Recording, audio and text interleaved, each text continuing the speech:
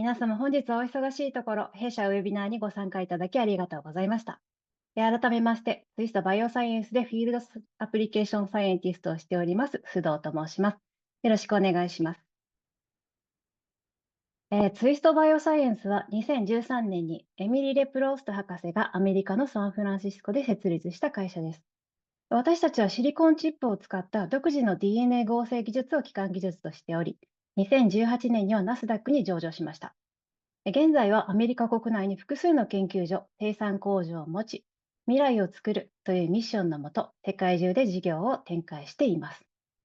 日本では約5年前からサービスの提供を開始しており、横浜と神戸に拠点を構えて活動をしています。はい、このスライドではツイストの基幹技術である高精度 DNA 合成技術について説明いたします。ツイストではカルチャープレートとほぼ同じ大きさのシリコンチップ上に約100万個のデバイスを配置し、このデバイス上で DNA オリゴを正確かつ大規模にプリントします。96L プレートで比較しますと、従来の拡散合成技術に比べ約1万倍のスループットに相当します。この正確かつ大規模な DNA 合成技術は、ライフサイエンスをはじめ、農業やデータストレージなど幅広い分野での活用が期待されています。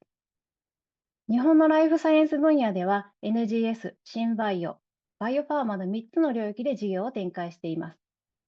こちらのスライドにもありますように、NGS では各種 NGS 用の試薬を販売。新バイオでは人工遺伝子合成やライブラリ作成の受託サービスをご提供。そして本日ご紹介するバイオファーマでは、ツイストの DNA 合成技術を最大限に活用し、抗体配列ライブラリを用いたインビトロ抗体開発。マウス、ウサギ、アルパカを用いたインビボ抗体開発、インシリコ設計技術を活用したヒト化、親和性工場などの抗体最適化、抗体の開発適性の評価といった様々なメニューをご提供しています。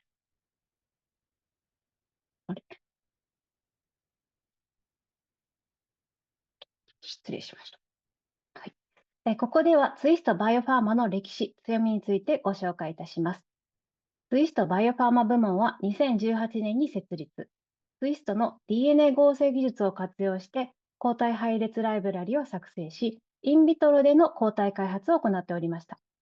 一方、アベリスは独自のハイパーイミューマウスを開発し、ハイブリド魔法やシングル B セルスクリーニングに豊富な経験を持つインビボの抗体開発を行う会社でした。2021年、ツイストバイオファーマがアベリスを買収。これにより、インビボ、インビトロの両方に強みを持つ新たな組織、ツイストバイオファーマソリューションズが誕生いたしました。現在ではですね、ツイストの精密かつスループットの高い DNA 合成技術、ツイストバイオファーマのインビトロ抗体開発技術、アベリスのインビボ抗体開発技術、独自のインシリコ技術を活用した抗体配列生成評価技術、これらを統合し、お客様のニーズに合わせた包括的な抗体開発を行う部門となっています。このスライドではツイストが提供するサービスをご説明します。ツイストでは抗体取得だけ、最適化だけといった単一の技術を提供するのではなく、インビボ、インビトロ、インシリコの各手法を組み合わせ、お客様のニーズや目標に合った最適なプログラムをワンストップでご提案いたします。具体的には、お客様から標的、抗体の用途、求める仕様、希望納期、ご予算などの情報をいただき、カスタム抗原の調整、動物への免疫、ライブラリ作成、スクリーニング、得られたリード抗体候補の発現と検証、そして最適化と、すべての抗体をツイスト内で実施し、リード抗体とレポートを納品いたします。フルパッケージだけではなく、ハイブリドーマ作成まで、抗体の親和性向上のみ、開発適性の評価のみといった特定の抗体だけのサービスもご提供しております。これらの検証はコントロール抗体、あるいはオリジナル抗体を含めて行うこともできまして、ビジネス上の意思決定、特許出願用のデータにそのままご活用いただける高品質のレポートを、作成いたします。それぞれのサービスやケーススタディについては、この後のコビーのプレゼンテーションでご確認ください。さて、ツイストは世界中のお客様にご利用いただき、たくさんの実績を積み上げています。これらのスライドには、これまで携わった疾患領域、モダリティと標的、さらに契約企業様の一部を示しています。昨年度の数字ではありますが、契約企業は278社以上、臨床まで進んだ抗体は5つ以上。まとまった数字は挙げておりませんが、臨床試験用の検証抗体も数多く受注しています。いただくご依頼の多くは抗体が作りにくいとされるような標的、あるいは特定の機能を持つ抗体、または超単納期で抗体が必要など、非常に難易度の高い案件が中心となります。ここに示した企業様は、十分な研究開発能力をお持ちなんですけれども、ツイストの抗体開発支援サービスを効果的にご活用いただき、自社の開発の加速に役立ててくださっています。このスライドでは、抗体の特性評価、開発適性の評価サービスについてご説明いたします。ツイストでは常にお客様のご要望に応じた抗体の開発を目指しています。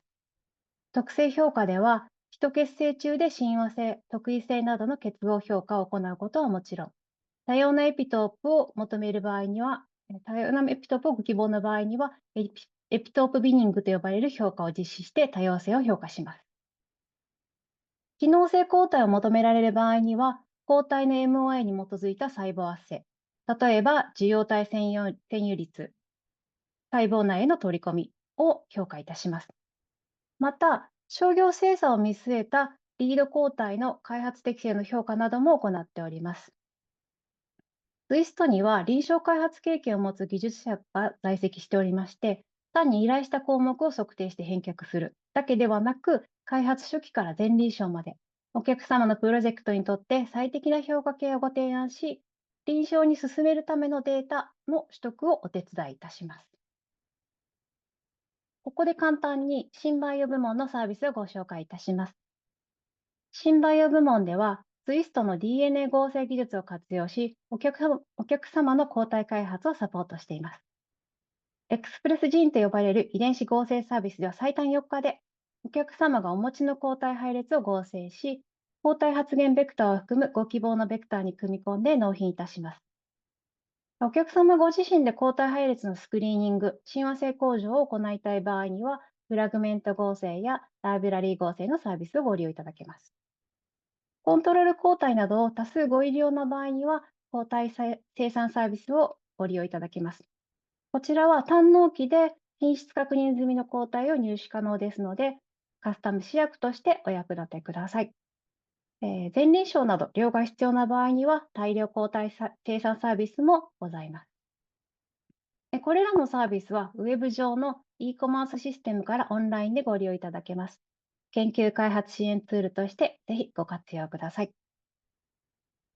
はい、こちらが私のパートの最後のスライドになります。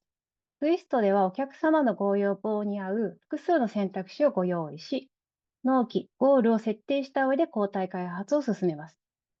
このプロセスには、最新の抗体工学の知識を持っており、また、豊富な抗体開発経験を持つ技術者のサポートも含まれています。難易度の高いプロジェクトに対しても、多様な選択肢の中から最適な組み合わせのプラットフォームをご提案いたします。また、特異的な抗体が取得できなかった場合の取得保証も、条件はあるんですけれどもございます。サービス形態は、ロイヤリティフリーのフィーフォーサービス、成功報酬型、専任の研究者をプロジェクトにアサインする形態などがございまして、お客様のプロジェクトに合わせてご選択いただけます。さらにこの他にも、ツイストの開発済み高機能抗体をライセンスアウトするケースもございます。セットについてご興味がある方はお気軽にお問い合わせください。ツイストではプロジェクトの規模を問わず、豊富な知識と経験を持つ技術者がお客様のバーチャル研究員として抗体開発をサポートいたします。お客様の抗体開発を効率的に進めるためにお気軽にご相談いただけますと幸いです。以上となります。Thank you. I appreciate the introduction and very happy to talk to you today about our different antibody discovery pipelines and the different options that we have for both the in vitro and the in vivo arms of discovery.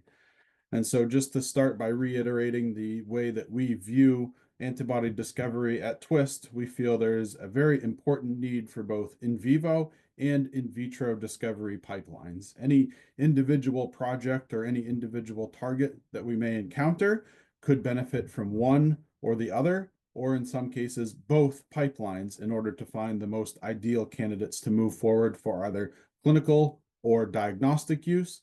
And in some cases, we are able to develop very good tool reagent antibodies as well that folks can use for their preclinical development and target validation.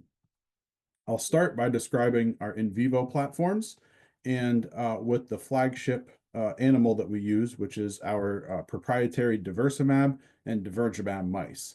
This is a genetically engineered mouse line that we have developed within the Twist Biopharma Solutions division to impart better immunogenicity. And by this, we're able to develop antibodies to more distinct and unique epitopes. In many traditional mice, they only respond to very immunogenic epitopes, very immunodominant epitopes. But if your region of interest maybe is low or medium immunogenicity, then you struggle to find binders using wild type animals. In our diversimab mice, that's not the case. We're able to find hits to all of these different epitopes, thereby giving you a much wider breadth of diversity in that end result. One advantage of this is also for very high homology targets. As you can see, moving from left to right, we're increasing the percent homology of a particular target, reaching all the way out to 100% homology, meaning it is a murine protein. And we're still able to elicit a very strong immune response in our diversimab mice with these types of high homology or self targets, whereas you'll see wild type animals, in this case, a BALB/c mouse, is unable to mount an immune response to these high homology targets.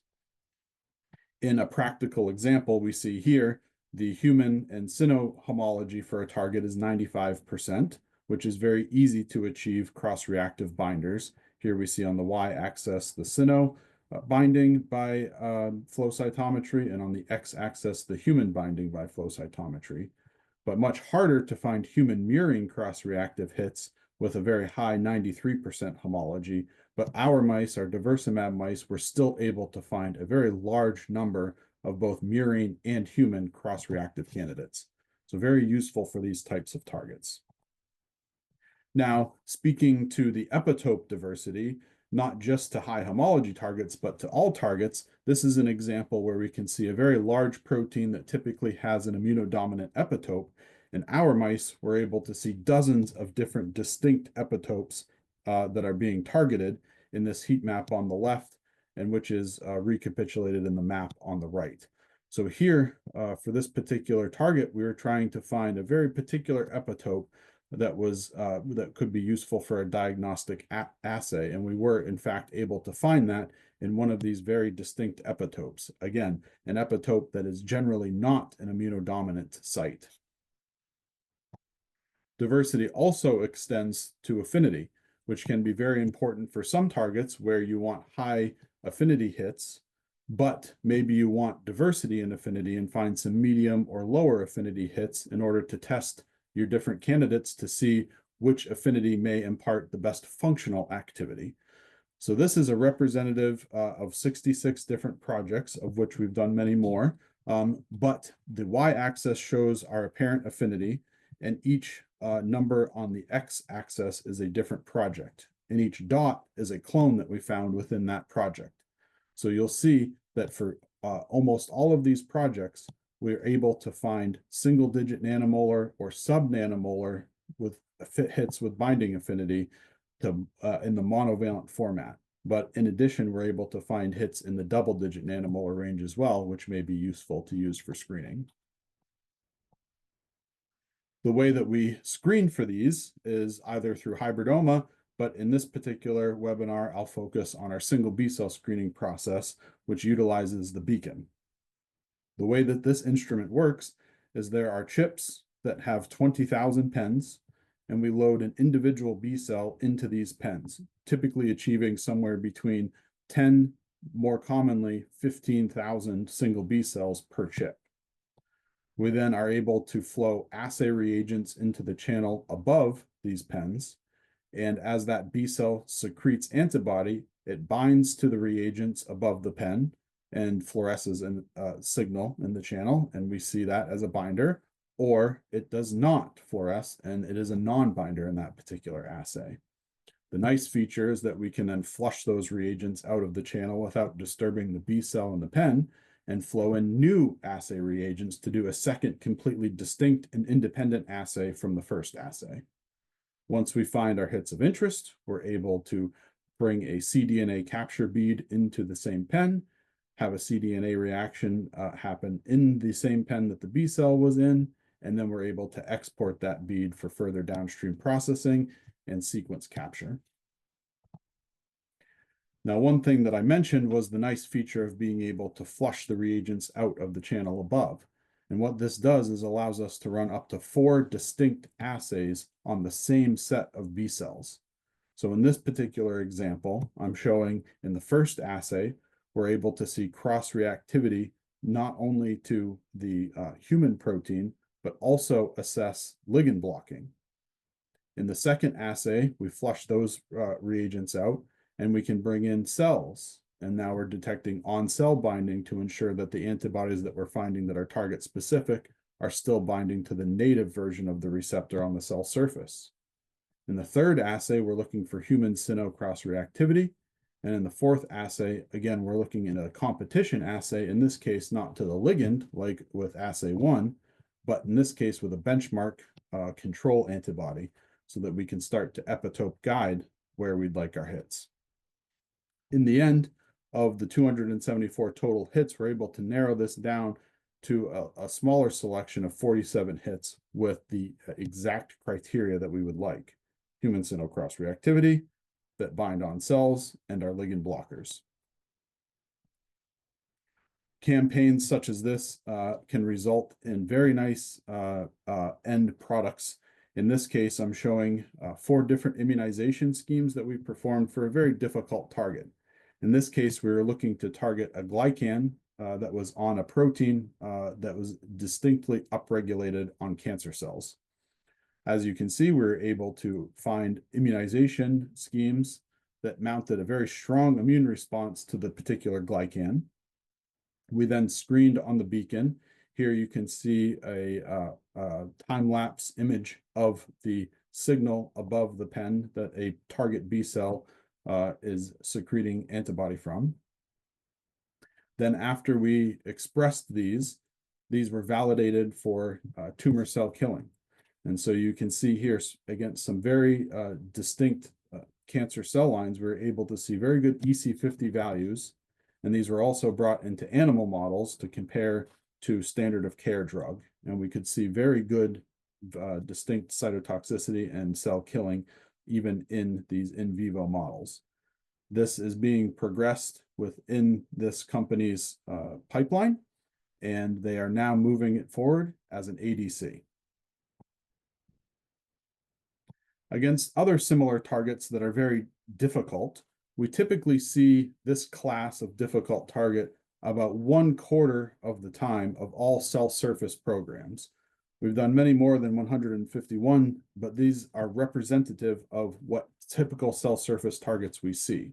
Again, about 3/4 of those are traditional single pass receptors, and about 1/4 fall into the GPCR, ion channel, carbohydrate, or other multi-pass transmembrane protein. Of these difficult targets, typically what we see is on average about 78 hits per project, and majority of projects have dozens of hits.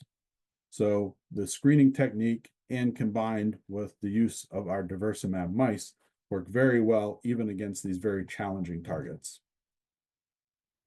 Looking at all targets, not just the challenging targets, now we can start to draw some correlations and learn from previous campaigns to know when exactly we should be screening the B cells. So in these figures, I can describe what we're looking at. So on the x-axis, we see the endpoint titer. This is the serum titer from the mice at the point at which we perform the screening. On the right y-axis, we see the frequency of campaign that reaches that titer when we approach the screening day. As you can see in our diversimab and divergemab mice, the vast majority of projects reach a titer of 1 to 72,900, and then there are fewer that are lower and fewer that are higher in terms of titer. On the left y-axis, we see the number of hits per 10,000 B cells screened. You can see that this trend starts to go up once we hit a 1 to 24,000 titer, and we see about double the number of hits that we see at a lower titer point. We're still able to achieve about 50 hits on average, even at the lower titers, but this increases to about 100 to 150 hits per 10,000 B cells at the higher titers. For a typical campaign, we're screening multiple chips and therefore more than 10,000 B cells. Usually it's closer to 30,000 B cells that we're screening per campaign. When we look at other mouse types, so for example, wild type mice, knockout mice, or humanized mice, we see a similar trend. The peak titer that we typically are screening at is 1 to 72,900 for these mice. But as you'll notice, they require much higher titers to reach a similar number of B cell hits. So typically above the 1 to 72,900 is needed to reach that double hit count.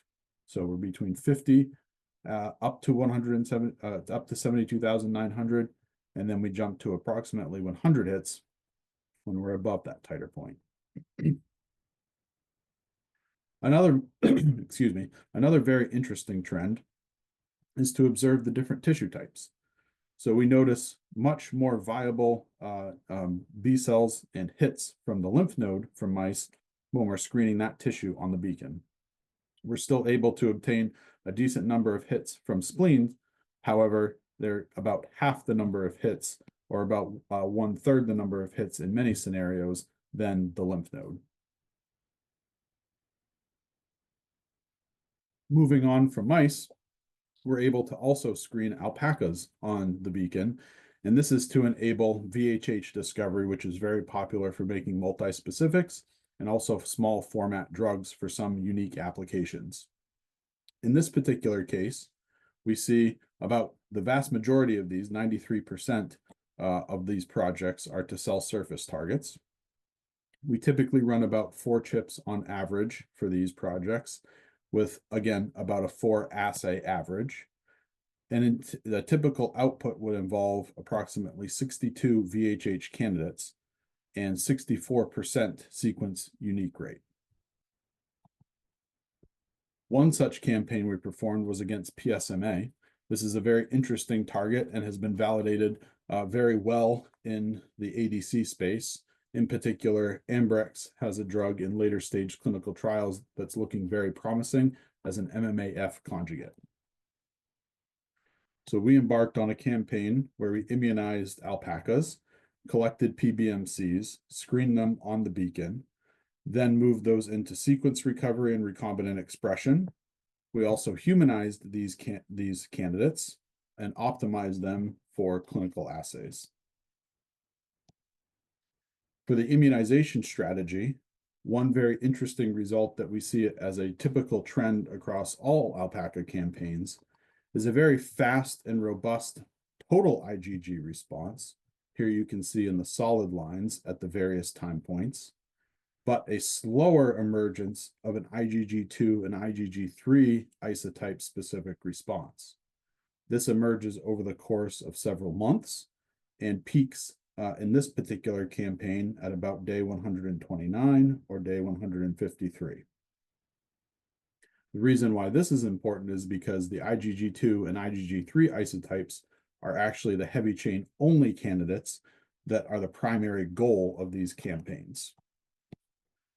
Again, we screened on the beacon with custom reagents that we developed in order to detect and capture the IgG2 and IgG3 isotype from these alpacas, and we screened for target specificity. We've recently developed additional assays that are very critical for ADC drugs. In this case, I'm showing an internalization assay. On the top, we have a control B cell where we see IgG secretion, but no cell binding and no internalization due to the lack of cell binding. On the bottom panel, we see robust IgG secretion, good target-specific binding on cells, and also very robust internalization over a much longer time period. The cell binding we're able to detect within minutes. The internalization assay runs for a period of about 4 hours, and we're able to detect that over that particular time course. Moving these candidates forward, we were able to express them and find a number of different epitope bins, and also perform a repertoire analysis to find additional candidates from the memory B cells that we did not screen on the beacon that could be related to these single individual hits in dark red dots that were found from the beacon screening. You'll see that some of these clusters are more robust and are found across multiple time points that we screened longitudinally for these same individual alpacas, whereas others only have the emergence of particular B cell populations at single time points and then disappear, and others emerge later and also have distinct sequence space. Nearly all of the hits had very high affinity, mostly single-digit nanomolar or sub-nanomolar hits, with very slow off rates, which is a hallmark, again, of VHHs that we're able to screen for on the beacon. One thing that we've also developed specifically for alpacas due to the lack of commercially available reagents are different media formulations to enable a robust secretion of the IgG2 and IgG3 isotypes. In this particular case, we screened multiple different cytokines and activation proteins to find the right mix that would activate these B cells to secrete IgG2 and IgG3. We produced these cytokines internally at Twist. They produced very well, and we were able to add 6 of these components to our media, which resulted in a 56% increase in B cells that were secreting the heavy chain only antibodies. We're able to use this feature for all of our campaigns moving forward in alpacas, and gives us more availability for shots on goal with the alpaca screening. Another recent development is the ability to screen rabbits on the beacon. In this example campaign for an anti-CD19 rabbit campaign, we were able to immunize rabbits, screen on the beacon, sequence, and do a large number of validation assays downstream. You can see we found many hits, more than 500 sequences with a 67% unique sequence rate. We were able to identify several different bins within these hits. We actually tested multiple immunization campaigns in rabbits and were able to identify a particular immunization campaign that on average gave us higher affinity hits. We reformatted these hits as either human or murine chimeric antibodies, showing that we would be able to then screen these as humanized candidates downstream. And we also brought top hits through for immunohistochemistry and IHC staining. So we were able to identify several candidates that worked very well for that end-use application. We find the rabbit campaigns can be very useful for these tool reagents, and we would use those in those particular cases. Now moving on to our in vitro discovery platform and showing some of our capabilities there, I'd like to highlight how we're actually enabling these platforms with AI and different design algorithms that we use to make target-specific libraries. This has been a very useful technique for us. And to describe a little bit of how this is done, first we identify a target, and this can be used, for example, with the AlphaFold protein predicted, the predicted protein structure. We do not need a crystal structure for this particular use case. We're able to run the design algorithm to find approximately 10,000 unique designs, and we move those forward into a full library design, so what we would call neighborhood diversification. To do this, we utilize our silicon platform and our DNA printing capabilities. So the way that we diversify is we introduce CDR shuffling. So the distinct designs from each of these 10,000 hits have their CDR1s shuffled, their CDR2s, and their CDR3s shuffled independently.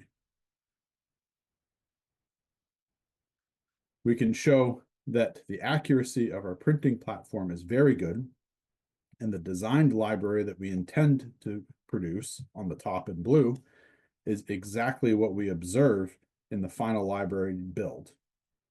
Again, owing to our excellent printing capabilities.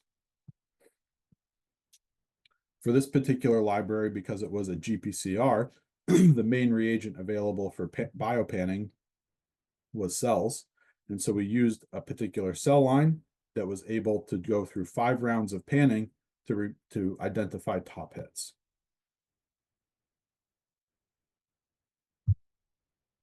We're able to use 2 different processes in order to identify these hits. In one particular method, we used abundance, where we simply were looking at the number of sequences round over that were enriched round over round. Now, in a second method, we used unsupervised learning, and so enabling an AI model to identify clusters that were unique, to identify top hits that were potentially the best binders.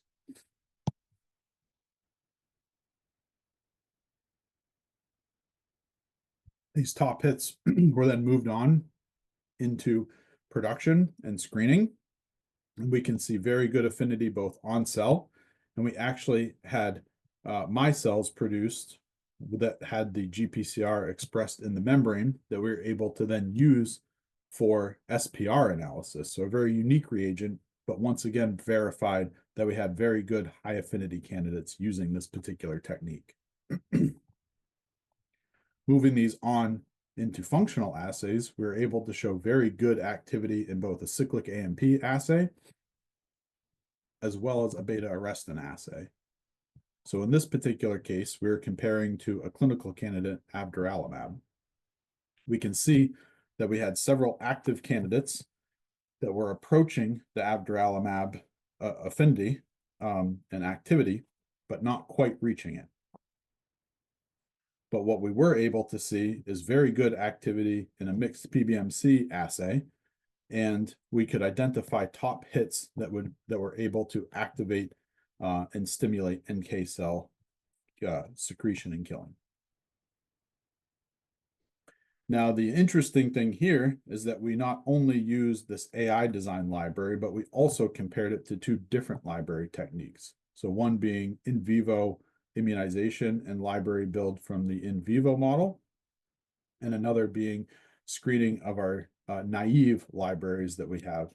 And we found good hits from all 3 libraries, but interestingly, the majority of hits did come from the AI designed library that had the additional diversity built in from the CDR shuffling. When we compare the output from each of these, the AI designed target specific library found more top binders and more top immune activators from that NK cell assay than the other libraries. So in summary, we have an extremely strong DNA printing technology that enables us to have an extremely good library build and thus ability to screen for the best-in-class antibodies. We're also able to leverage that same technology to express many candidates that come out of our in vivo platform, and we are able to use both of these, both the in vivo and the in vitro platforms, to enable best-in-class discovery. Thank you very much for listening.